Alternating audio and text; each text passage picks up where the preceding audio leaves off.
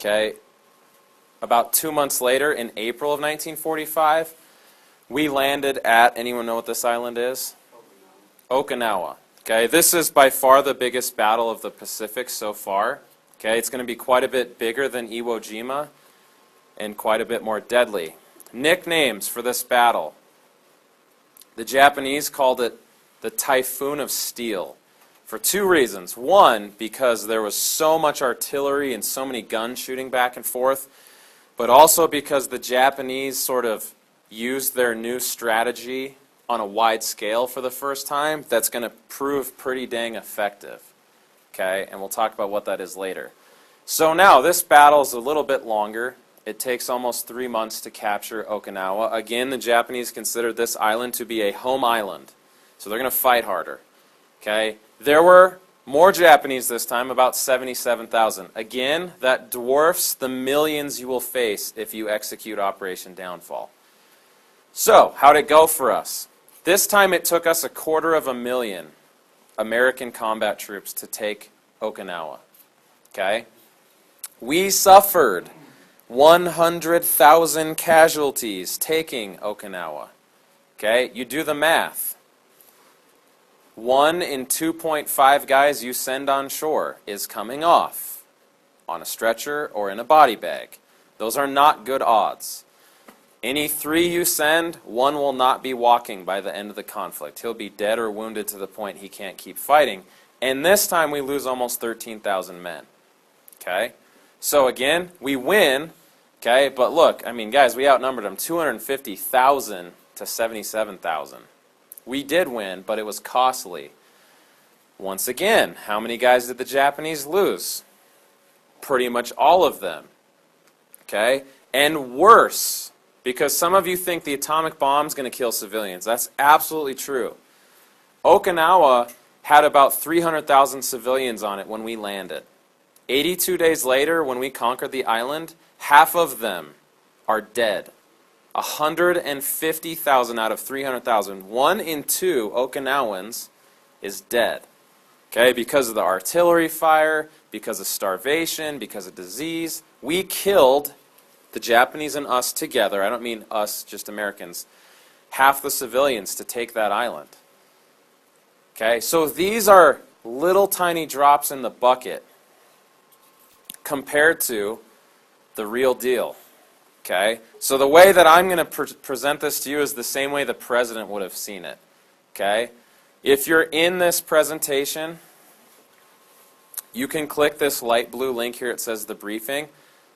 If you're in Canvas, there's also a link to it. It's a PDF, or you can just follow on my screen. Here's the plan. Okay, on X day, we're going to take a whole bunch of guys and land on this small island. So Japan proper is 4 big islands. Up here, we're not going to mess with this in Downfall. It's Hokkaido. Does anyone know who's going to land at Hokkaido? Yes, the Soviets, who are right here in China and Korea. They were going to take Hokkaido, the northernmost of the 4 Japanese islands. Okay, the first day, on X day, we're going to land, okay, Operation Olympic, right here on Kyushu, in these 2 different places. Then, about a week or 2 later, this island right here is called Shikoku. Okay, and then a couple months later, Y Day is going to come in November 1945, and we're going to land right here next to Tokyo, their capital city, on the island of Kyushu. Scary thing about this, there are only 2 places on the Japanese main island that you can land a bunch of guys. Because of the terrain, you need a wide open, flat beach. If there's cliffs or something, your guys can't climb up it. One of the best spots is on the plain right next to their capital city. And the Japanese know this. There's no surprise about where the Americans will land. They've known for 6 months where we're going to land. So they've been building defenses. Okay? If you click that link, I'm just going to show you the highlights of this plan. You can also follow along on my screen. Okay? So, the highlights of this. It's got 2 parts. Olympic is the southern 2 islands, And then Coronet is the main island. We'll get into the numbers for those. The Japanese have been planning for the defense of these islands, and they know exactly where we're going to land, because there aren't many places we could pick from. Okay? There's this Operation Ketsugo, which means decision in Japanese. So they know exactly where we're going to land.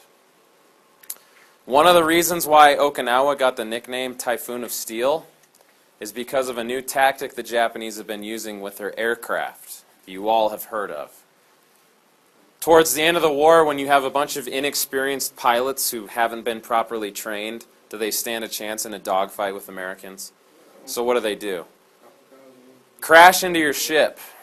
Okay, so there are kamikaze tactics. First of all, kamikaze does not mean suicide. It means divine wind.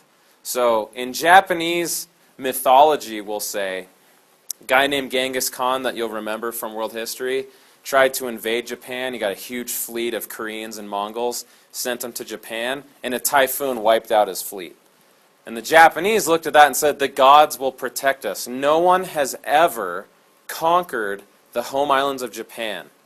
No foreign power, not the Koreans, the Chinese, the Russians, the Mongols, the Americans, nobody. So they had this belief that the gods will watch out for them. And they thought that the kamikaze tactics were one of the ways to ensure their survival. So at Okinawa, they had about 2,000 aircraft. And they ordered their guys, hey, find the biggest American ship you can and fly straight into it. So if you think the whole suicide bombing, radical Muslim terrorist stuff is new, it's not. This is the same stuff, only it's a guy behind the plane instead of having a suicide vest on. And it's kind of hard to stop somebody who's willing to die, right? You're going to have to shoot these guys down before they hit you, okay? Here's the bad news. They have about 10,000 aircraft in the home islands, and we know exactly how they're going to use them, crashing into our ships, okay? And that was one of the problems at Okinawa, is their kamikaze pilots crashed into almost 300 of our ships, okay? So we had to have some special plans for that. I really love this stuff, and I'm giving you just the top layer. But the United States had a plan for all these kamikazes. They said 2 weeks before X Day, we're going to send out a bunch of ships that look like transports full of troops. The Japanese will think that the invasion's coming. They'll send out droves of kamikaze pilots. When they show up, they will see these transport ships are full of anti-aircraft guns. And we're just going to send in ships disguised as transports, bristling with anti-aircraft guns, to draw out their kamikazes and try and shoot them down.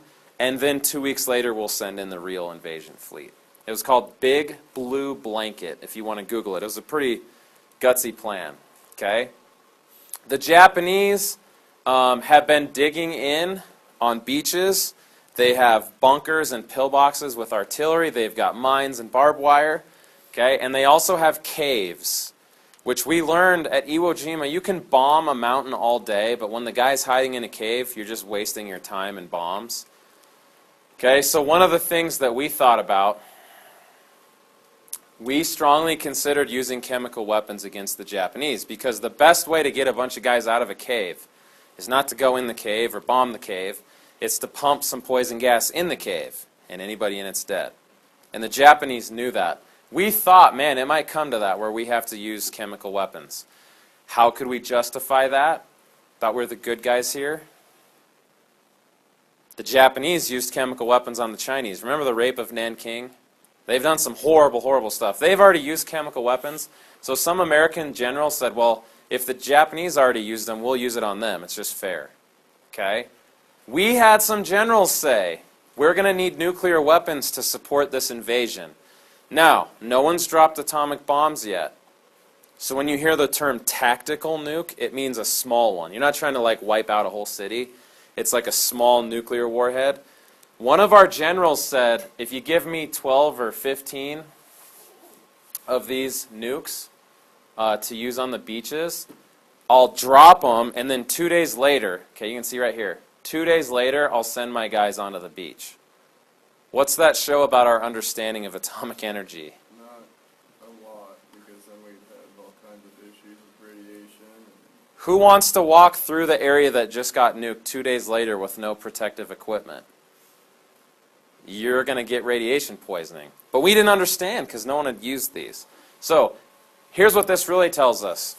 This Operation Downfall might get pretty hairy. If we're considering chemical and nuclear weapons, that means like it's going to be bloody if we have to resort to that. Okay? So there's all sorts of big estimates and casualties. You guys can read these more if you want to. Okay? But basically, let me show you what I kind of think is a good middle ground here. On X Day, which is the southern two islands, it's going to take 14 divisions of American troops. Now, to put that in perspective, D-Day is the biggest amphibious landing in human history, still to this day. X Day, which is just a part of this plan, would have been bigger than D-Day. Okay?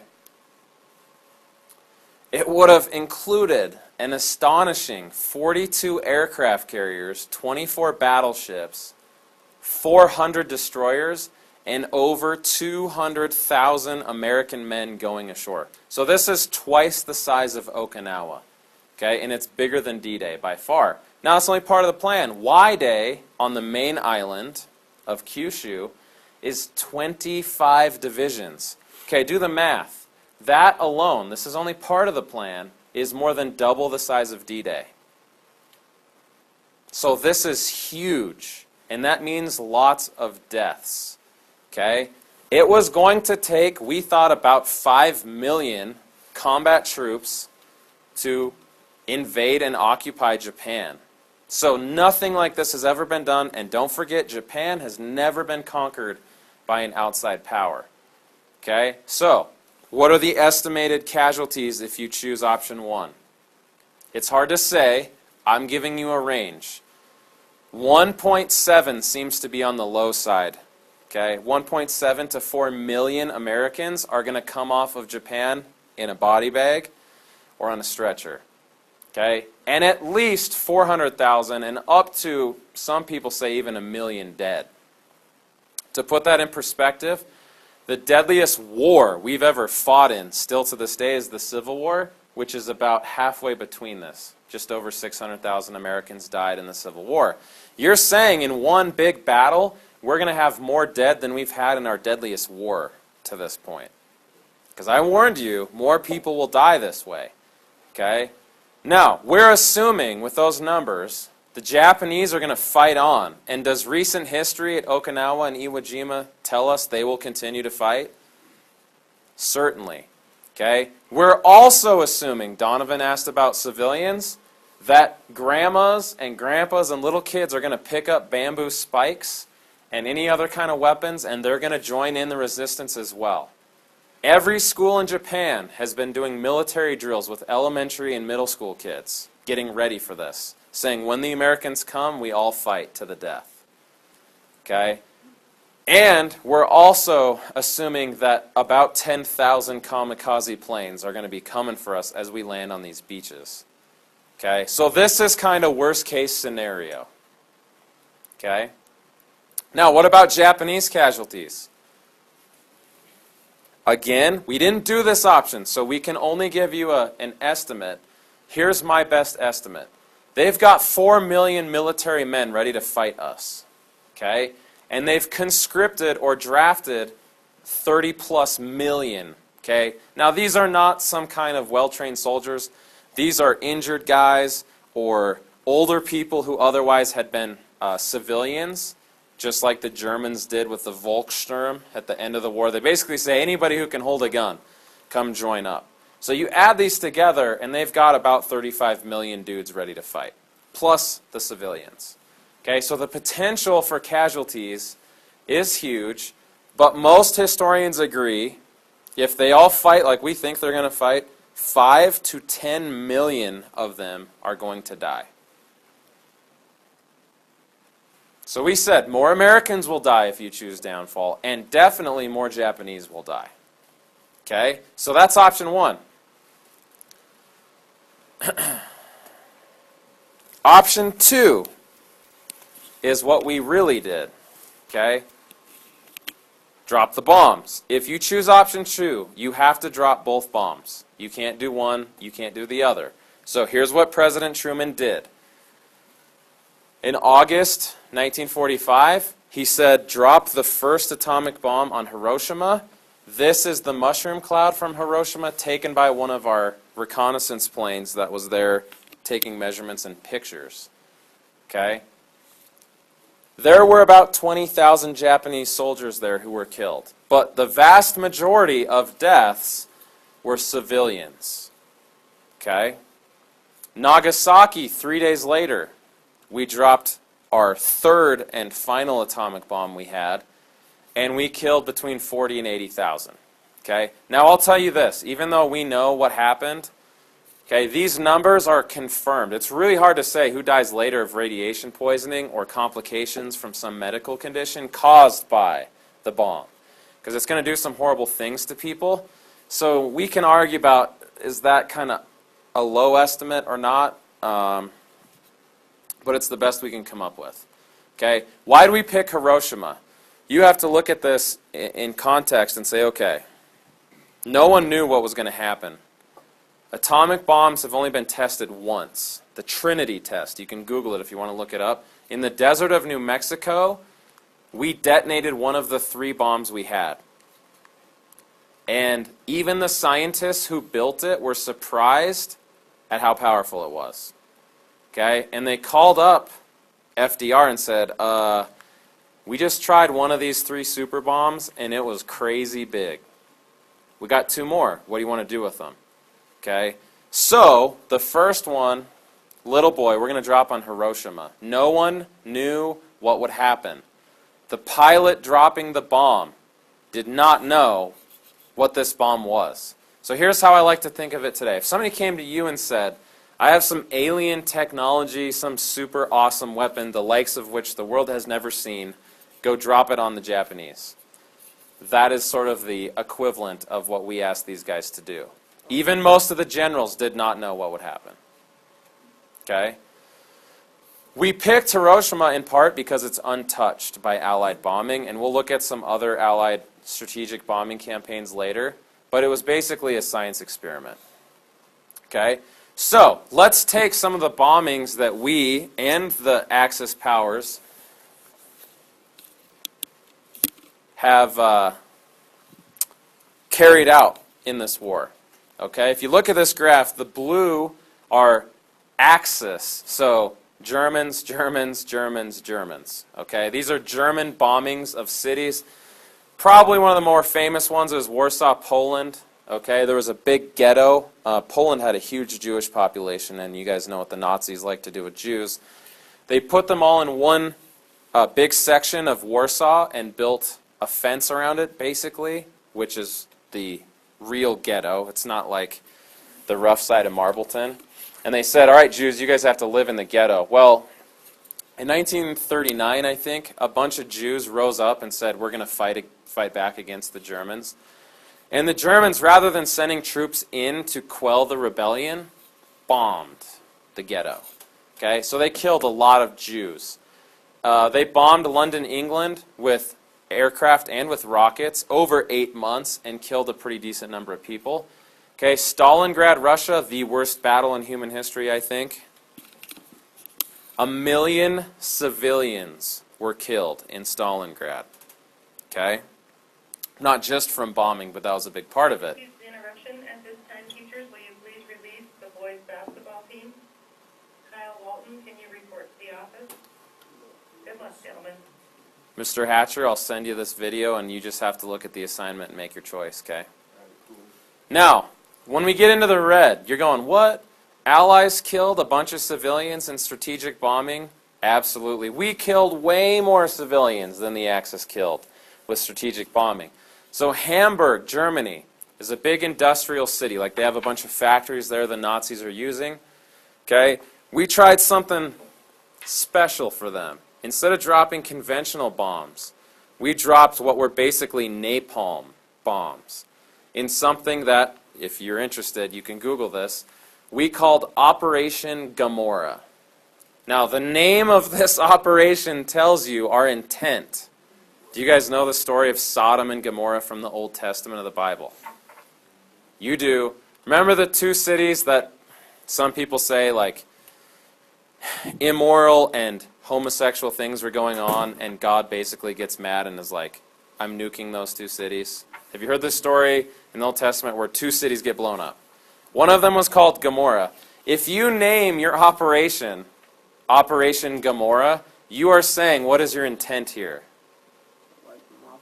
Exactly. Destroy this city. It's not like we're bombing the factories. It's like wipe it off the face of the map. We firebombed Hamburg. Okay? And scary things happen when you firebomb, because you look at some of the biggest circles here, the same thing's going to happen to Dresden, Germany, and to Tokyo.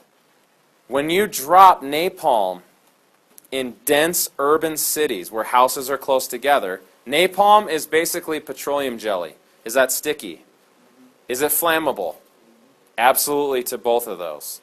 Okay? Basically, the roof and the siding starts on fire. Okay? What happens when you get a bunch of fire is it consumes a lot of oxygen, it burns really hot, and it sort of starts almost like a tornado or a windstorm. Now, what does wind do to napalm and flames? It fans it. Okay? And how do we get such a big circle in Tokyo, Japan without a nuke? Okay, we firebombed Tokyo. The difference between Tokyo and these German cities is most Japanese houses are made out of wood. Napalm and wood houses equals temperature so hot that it melts the asphalt of the streets. So some of these people that we firebomb, these are Americans doing this, by the way, okay, they're trying to run out of this firestorm that gets so hot that they sink into the asphalt and burn alive. So one of the things that you have to come to grips with is that somehow worse than using atomic energy. Because if you look at the casualties from the Tokyo firebombing, we don't know exactly, it's going to be about the same as Hiroshima, if not more. Okay, and a lot of people have this illusion that, oh, the atomic bombs wiped out millions of people. No, we actually killed as many people with fire bombs. Okay, but this is one bomb. One plane dropping one bomb. That's pretty easy to do. Okay, now, to put this in perspective, you want to go through with Operation Downfall. Here's how many Japanese you're going to kill compared to what you thought, oh man, Hiroshima and Tokyo, those were big circles. Those look pretty small next to Downfall. Here's the difference. Downfall is conventional weapons. It's not nukes. Okay? And some of you, I know, you're already saying, hey, I have no qualms about using nukes. Okay? I don't think you fully understand what they do, which we'll look at next. But I've said from the get-go, Downfall is going to kill way more people, isn't it? Japanese and Americans. That's going to make the firebombings of Tokyo look like nothing. Okay? So, if you choose this, you need to know what's going to happen to these people. Here's a famous picture of a lady who was burned, okay, from the flash of the atomic bomb at Hiroshima. You're like, what? The flash? When that bomb detonates, the light that it emits is so powerful. Do you see the pattern on her dress? See the black? It burned the stripes into her skin. And you're going like, what? How is that possible? Okay? You guys know this. When you wear a black shirt outside, what does that do to the light? Absorbs it. What does white do? Reflects. Okay? White reflects, so you see there's like these black stripes on her shirt. That flash is so intense that it actually burns the pattern of her dress into her skin. Okay? And of course, that's not the worst thing that's going to happen. It's just one of the things that's going to happen. So, what are the effects of radiation? If you're following along in the presentation, that's kind of a light blue link. We're going to click it. You need to know what is going to happen to these Japanese people if you drop these bombs and choose option 2. You can still choose this, but you need to know what you're doing. And trust me, it gets worse. This is not the worst part.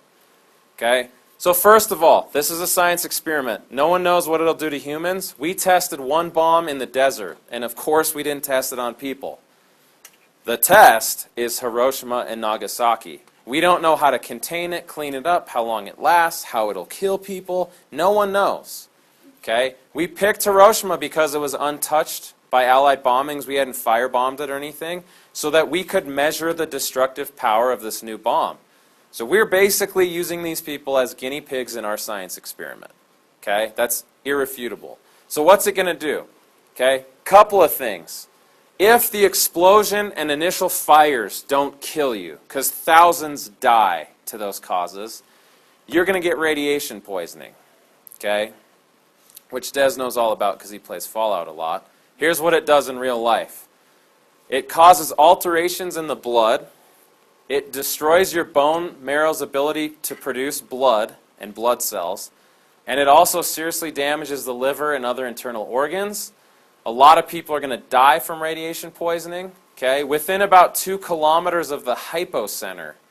So think of that as like between half a mile and a mile over where the bomb went off. High levels of residual radioactivity remained on the ground for about 2 weeks. Okay? Here's why that's bad. What do you do if you're Japan and this bomb just blows up over your city? All these people are dying and laying there injured and helpless. Who do you send in? The first responders, paramedics, EMTs, the army. Okay? For 2 weeks, the radioactivity is so strong that those people are going to get radiation poisoning just for going in there to help. Okay? Did we know that? Nope. This is an experiment. Did they know that? Nope. This is an experiment. Okay? Another symptom of radiation poisoning. Your hair falls out. Okay? Here's one example. Hiroko, who was 18, and her 6-year-old little brother were on the first floor of their home, only 800 meters from where the bomb went off. Okay? Now, if you didn't know this about atomic bombs, they do not hit the ground and go off because half the energy would go into the dirt. They detonate a couple thousand feet over the city so that all that energy that's directed down hits people and buildings instead of the dirt. So she's only 800 meters, 8 football fields away from where the bomb is. So she's really close. When the bomb's blast wrecked the house, they managed to get outside the house. She had 37 injuries, but her little brother was hardly hurt at all. Her brother remained healthy and active until August 21st, so about 2 weeks later, when suddenly his temperature rose rapidly. Most of his hair came out, and sometime later, he convulsed with vomiting, and her little brother died. Not long afterward, the mother was combing Hiroko's hair, and it came out too easily. At the time, people often said that loss of hair meant death was near. Hiroko resigned herself to the same fate as her brother, but made a remarkable recovery. Gradually, her hair grew back, though she still suffered from some atomic after effects. She was married in 1947. She has had to have several surgical operations, but she tries to always live courageously, saying, "I do my best to make up for my brother's short life." Okay, and we'll read from another guy who said, "All of my hair fell out. Facial hair, eyebrows, even his nose hairs fell out from the radiation poisoning." Okay? Now, little known phenomena after the bomb goes off in Hiroshima, it starts to rain. But here's the weird thing. It's black, sticky, tar-like rain. Black rain. Did we know this would happen? Nope. It's a science experiment. Here's some stains on a wall in Hiroshima from this black rain. Okay? That was the radioactive isotopes, the soot, the dirt, and the water in the atmosphere congealing and coming down, and people said it was like sticky. Now imagine being someone in Hiroshima. You've never heard of atomic bombs. And this one giant flash goes off, and most of the buildings in your city are leveled, on fire, and then it starts raining this black, sticky rain. Okay? Now, some other effects. The scars you can see on this lady's back, those are called keloids, and basically it's like swollen up scar tissue. Some people had this for the rest of their life. Some, it went away. But the weird thing is, they didn't develop until a couple years after the bomb. So it wasn't like the next day you had these scars. It was like 2-3 years later. You started getting these gross scars on your skin. Okay?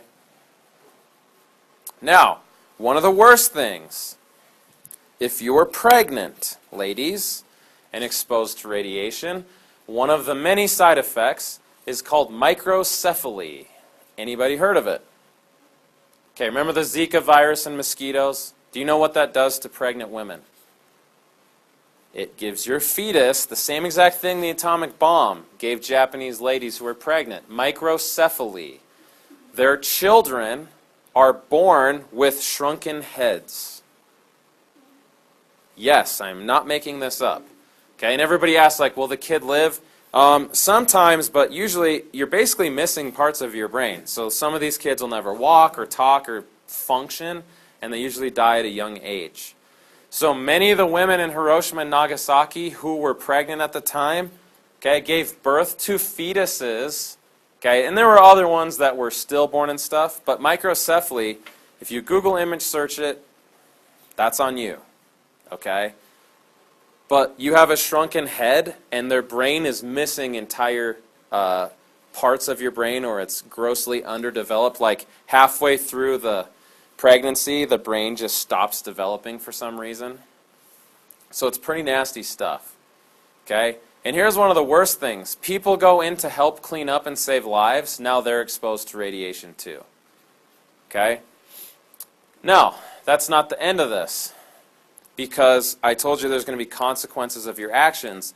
That Chuck Tatum guy from Iwo Jima, he'll be relevant in a minute. Here's the other one that's going to be relevant. This guy's name was Yoshitaka Kawamoto. He was 13 years old. He was a middle school student in Hiroshima, Japan. His middle school was 8 football fields away from the hypocenter of the bomb. I am warning you that this is not pleasant and you will not like it, but if you click that link, it should open up. Does that link work for you guys? Testimony of Yoshitaka Kawamoto. It's the second light blue link. Okay? You will not like this, and I am warning you, it will turn your stomach. But here's what you have to understand. If you drop the bomb, this is what happens. So you have to be able to live with that. If you can't, then choose option 1. Okay? So, we're going to read this together. Mr. Bentley, can you read through the first blue highlighted part? Is it loading for you? Can you see my screen or not? If you can, I'll just read it. Okay, who's got that up on their screen? Who did that work for? Okay, Corey, could you read through, like to the end of the first highlighted part? Yeah. All I can remember was a pale lightning flash for 2 or 3 seconds. Then I collapsed. I don't know much time passed before I came to. It was awful, awful. The smoke was coming in from somewhere above the debris. Okay, and basically the bomb just went off. His school gets leveled because they're in school that day.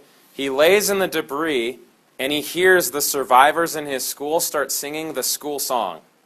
And he's like, why are we all singing the school song after a bomb just leveled our school?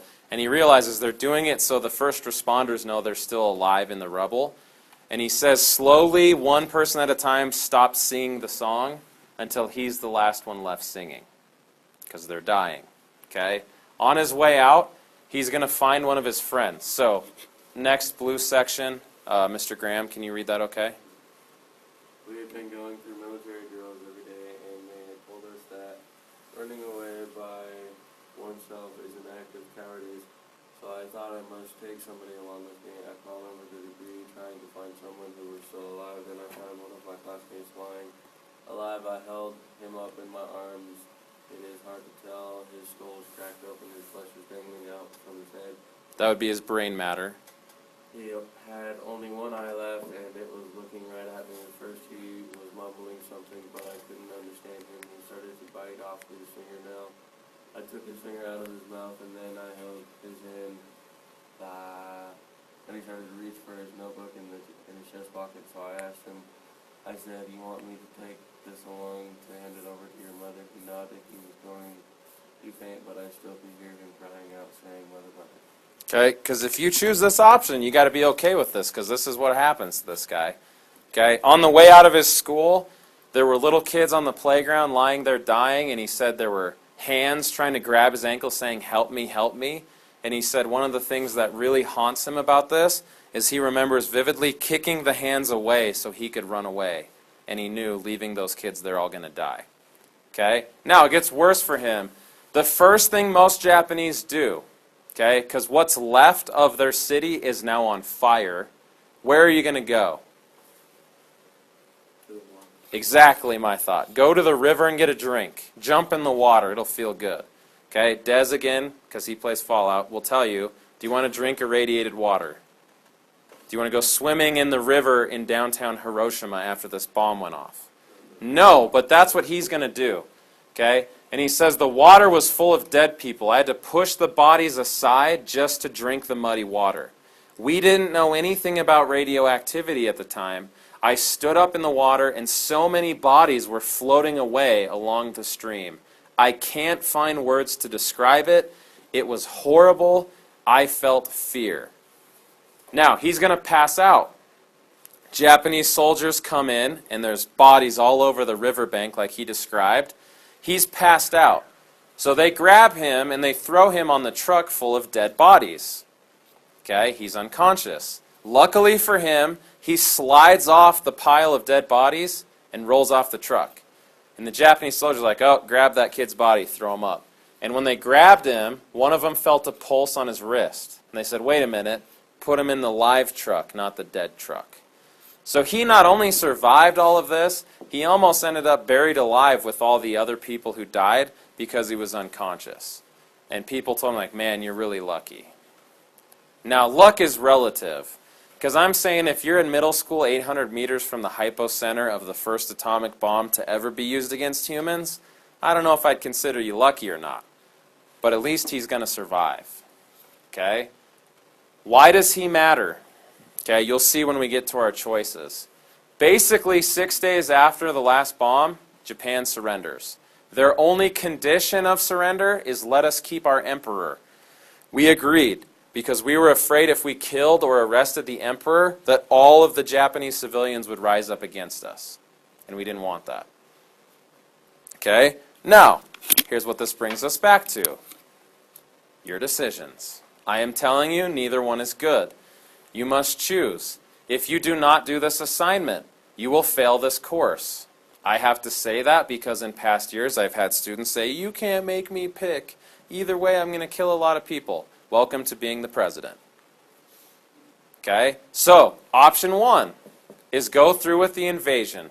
Operation Downfall. It will be like Okinawa and Iwo Jima times 50. And way more Americans and Japanese will die. But you won't be using nuclear weapons against civilians like that guy we just read about. Or spare those American Marines their lives and more Japanese civilians by dropping both bombs. So we're going to take a break while you think about that. When we come back, I'm going to show you what happens based on your choices. You will not like it.